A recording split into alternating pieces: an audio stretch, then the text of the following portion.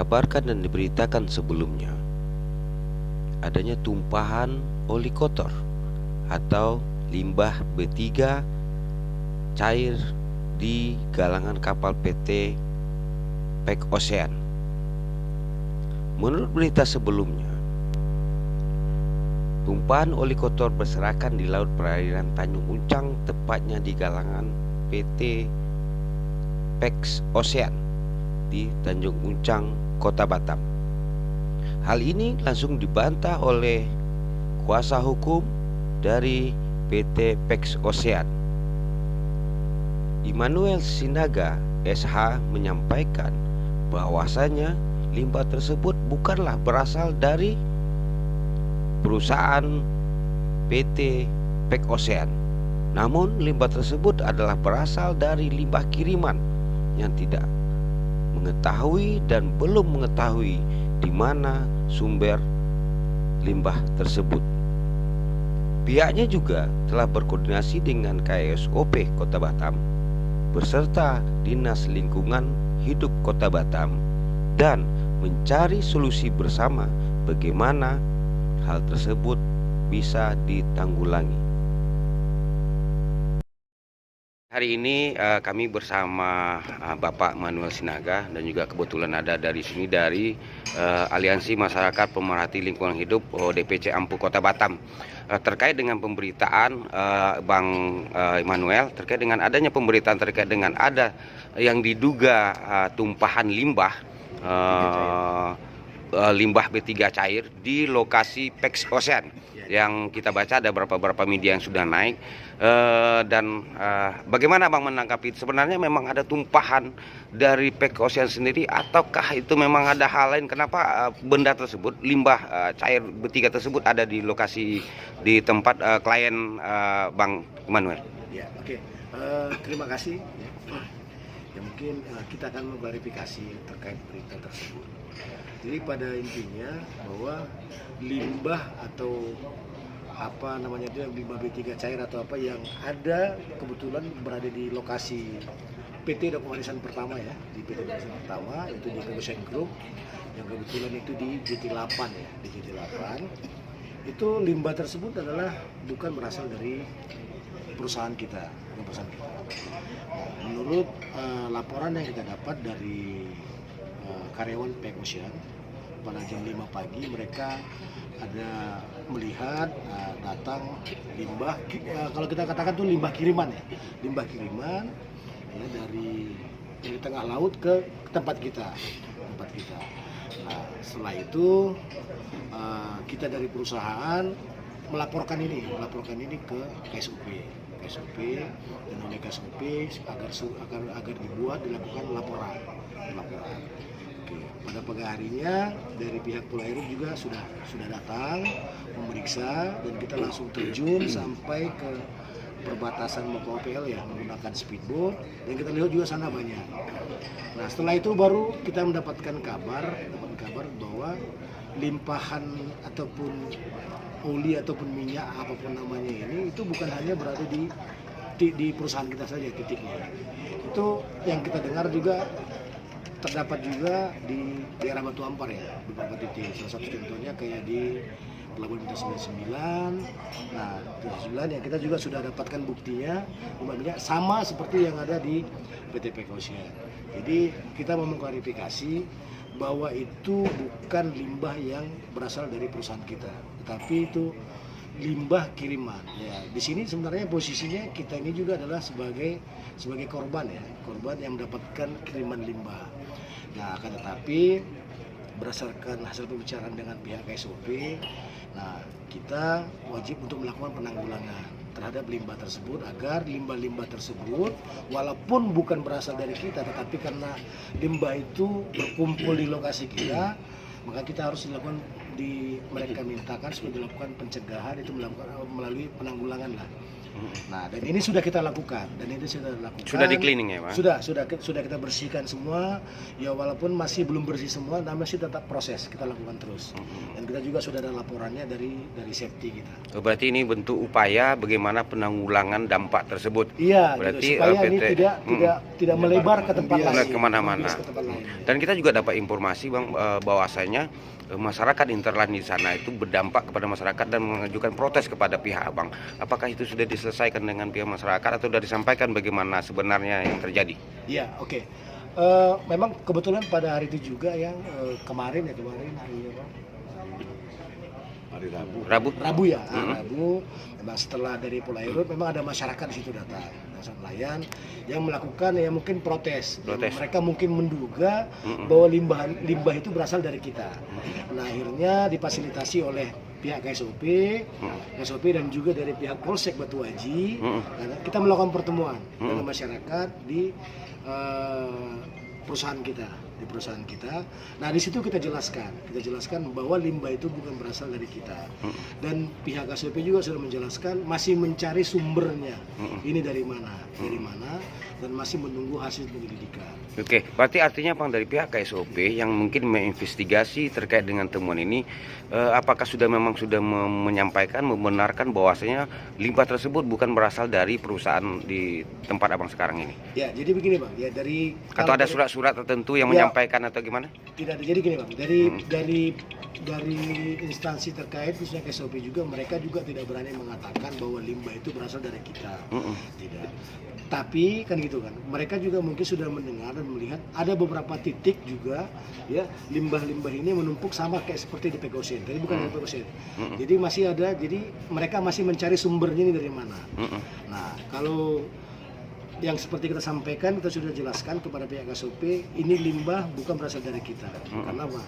Kita berani mengatakan seperti itu. Kalau memang ini berasal dari kita, kita siap menanggung konsekuensinya kalau memang itu berasal dari kita. Sesuai dengan aturan lingkungan hidup. Ya, lingkungan hidup. Ya. Cukup. Oke, dan hari ini juga kita bersama Ketua DPC Aliansi Masyarakat Pemerhati Lingkungan Hidup, Bapak Budiman Sitompul, yang akrab disapa Bang Tom. Bang Tom, terkait dengan ini, sesuai dengan temuan, sesuai dengan beberapa media yang naik terkait dengan limbah ini, bagaimana Bang menanggapinya? Oke, makasih. Jadi kalau saya sebagai aktivis lingkungan hidup yang ada di Kota Batam, saya menanggapinya tentang pencemaran limbah B3 di perairan Batam, mulai dari Batu Ampar, Tanjung Uma dan Tanjung Cang. Jadi sebelum itu kan saya dapat dari pemberitaan dari media online, saya coba koordinasi ke pihak instansi terkait, yaitu dengan Dinas Lingkungan Hidup Provinsi, Gakumnya itu Bang Edison, dan juga mengatakan mereka masih minta bantuan ke Dinas Lingkungan Hidup Kota Batam, yaitu Pak IP. Pak IP juga saya telepon, ya kita lagi koordinasi Tom, kita lagi cross check ini sebenarnya ini dari mana asalnya dan siapa pelakunya. Tapi dari instansi terkait tidak bisa mengatakan, tidak bisa menuduh ya kan bahwasanya ini pelakunya adalah Pengoksean. Karena ini adalah muaranya mereka juga masih cari tahu. Juga dari KSOP juga begitu. Jadi saya coba konfirmasi kepada mereka. Setelah itu saya coba konfirmasi kepada Pengoksean. Ketepatan saya dikasih nomor yang namanya Pak Rolas, ngasih nomor Pak Sinaga. Ketepatan beliau di situ lawyer. Saya koordinasi sama beliau, saya tanya, saya via telepon, habis itu kita ketemu. Hari inilah kita ketemu. Jadi kita ketemu untuk mengklarifikasinya gitu dari pihak Pengoksean. Jadi kalau menurut kacamata saya sebagai aktivis lingkungan hidup, kita bicara pencemaran lingkungan hidup adalah ketika terjadi pencemaran, kita harus tahu titik koordinatnya, muaranya siapa, pelakunya dari mana. Tapi kalau ini kan menurut keterangan dari dinas terkait yang saya tanyakan via telepon adalah ini muaranya dari Batu Ampar katanya.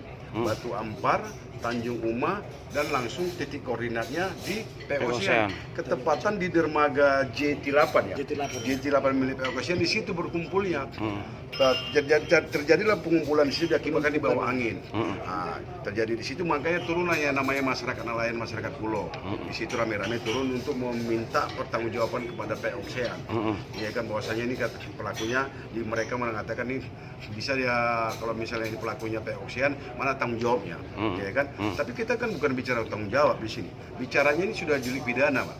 Jadi setiap perusahaan atau seseorang melakukan namanya dumping pencemaran limbah ke media lingkungan baik darat maupun laut itu dapat dipidana sesuai Undang-Undang 32 2009 di pasal 60. Setiap seseorang atau badan usaha yang melakukan dumping limbah dapat dipidana 3 sampai 5 tahun dan didenda sampai 3 sampai 5 miliar. Itu undang-undang mengatakan, bukan saya.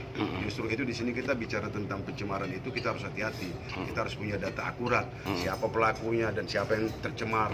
Ini kan akibat tercemaran itu siapa yang mendapatkan akibat pencemaran itu, siapa korbannya. Di sini kan kalau saya dengar dari Pak Sinaga, di sini kan yang kena dampaknya ini kan karena penguarannya di JT8 milik Pekosean. Padahal bukan Pekosean yang pelakunya. Justru itu Kita juga menjadi korban. Justru itu kita minta kepada dinas terkait untuk betul-betul telitilah untuk menangani masalah ini. Jadi juga Pak Sinaga mengasihkan data surat dari KSOP untuk cleaning ya.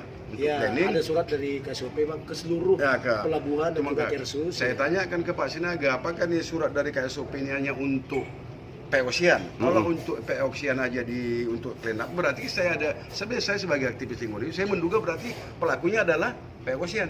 Tetapi di sini kan bukan Pekosean aja yang mendapatkan surat dari KSOP itu. Seluruh yang ada di situ. Seluruh pelabuhan dan juga Persus ya. Seluruh pelabuhan yang juga Persus yang ada di situ untuk bekerja sama untuk membersihkan pantai tersebut akibat pencemaran itu. Oke, jadi begini Bang, terkait dengan kasus ini banyaknya limbah yang ditemukan di laut tersebut, dan yang kasus yang ini kita tidak tahu di mana sumbernya. Siapa pendosanya ini?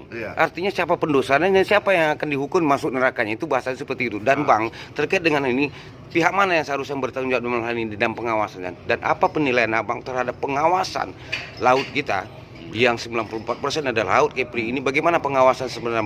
Pandangan Abang seperti apa? Apakah KSOP, Sabandar kah, atau Polair, atau apa? Pihak mana ini sebenarnya Bang menurut Abang? Kalau bicara pengawasan, semua instansi yang Bapak sebutkan tadi benar. Itu benar. Ya kan mereka harus pengawasan gitu. Pelaut itu harus diawasin ketika ada di situ pencemaran dan segala macam. Jadi apa gunanya mereka itu dari instansi pemerintah untuk patroli, untuk ngawasin ketika ada pencemaran laut akibat selat atau akibat minyak oli bekas tadi, mereka harus ngawasin. Jadi ketika mereka awasin, mereka kan ikut ini. Siapa nih pelakunya? Dari mana mengoret? Kalau ketika dari Batu Ampar, dan siapa nih di Batu Ampar? Bagaimana Bang menilai yang sekarang pengawasan? Apakah memang sudah maksimal pengawasan? Kenapa bisa sampai tumpah limbah tersebut? Menurut saya mereka tidak maksimal. Belum maksimal gitu. Jadi pemerintah ya khususnya instansi terkait tentang kita bicara tentang dampak akibat pencemaran lingkungan, mereka belum maksimal untuk menangani ini. Harapannya seperti apa? Harapan saya kepada dinas terkait khususnya Gakum Provinsi, ya kan, dan KSOP, Dinas Lingkungan Hidup Kota Batam, sama Polairut, ya kan, juga Bea Cukai, seharusnya mereka kerjasama bersinergi untuk menangani masalah pencemaran laut yang ada sekarang yang kita lihat terjadi ini.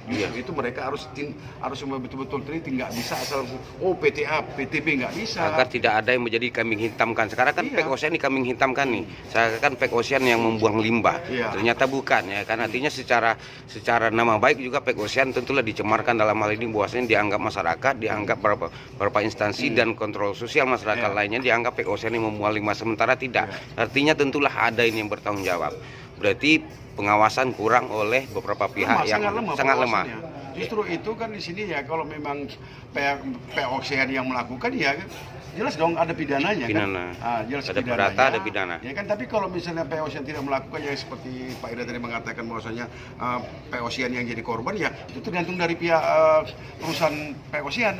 Apakah mereka mau nuntut balik atau enggak, kita nggak ngerti. Itu urusan dari perusahaan, betul ya Pak Naga ya. Tapi ada tiket baik dari Pekosean untuk mengcleaning tersebut ya. Di sini saya apresiasi lah kepada Pekosean lah. Sebagai aktivis lingkungan ya. Kan cepat untuk melakukan clean up, pembersihan pantai, pembersihan laut tersebut supaya jangan terjadi imbasnya ke daerah ke laut lain lagi gitu. Oke, terima kasih Bang Tom untuk close statement-nya Bang Emmanuel terkait dengan hal ini, karena dengan kejadian ini tentulah pihak dari Abang ada kerugian nih secara materi, secara ini ya, mungkin dimaterialkan. Jadi apa pesannya atau seperti apa tanggapan Abang? Pesan saya yang buat masyarakat ataupun dari teman-teman dari media yang lainnya juga ya, ketika melakukan pemberitaan tolong harap supaya dilakukan cross check terlebih dahulu kan gitu.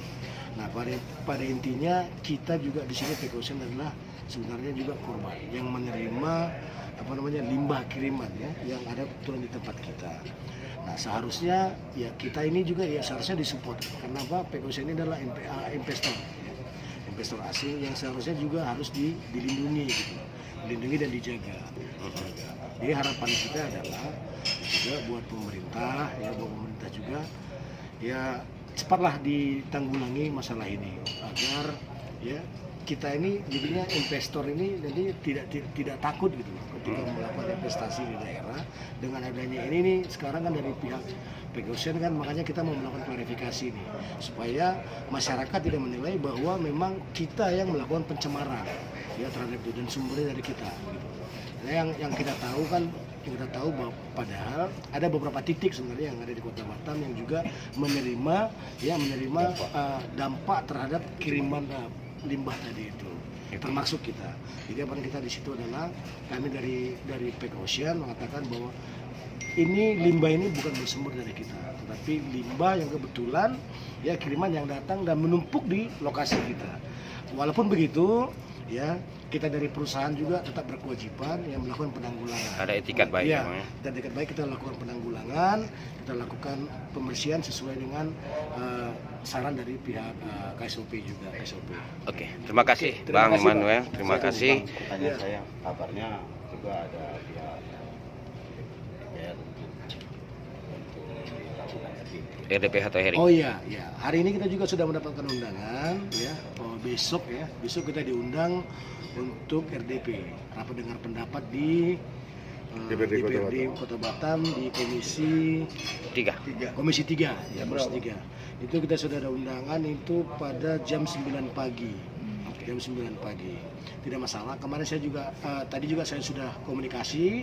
Kita juga akan sampaikan. Kita akan buka di situ dan kita juga melakukan klarifikasi di situ bahwa berita yang beredar itu ya itu tidak benar bahwa sumber limbah itu bukan dari kita, dan kita akan melakukan klarifikasi besok di RDP, rapat dengar pendapat di Komisi 3. Oke, terima kasih Bang. Oke, terima kasih. Kritis News 1 Desember 2022 mengabarkan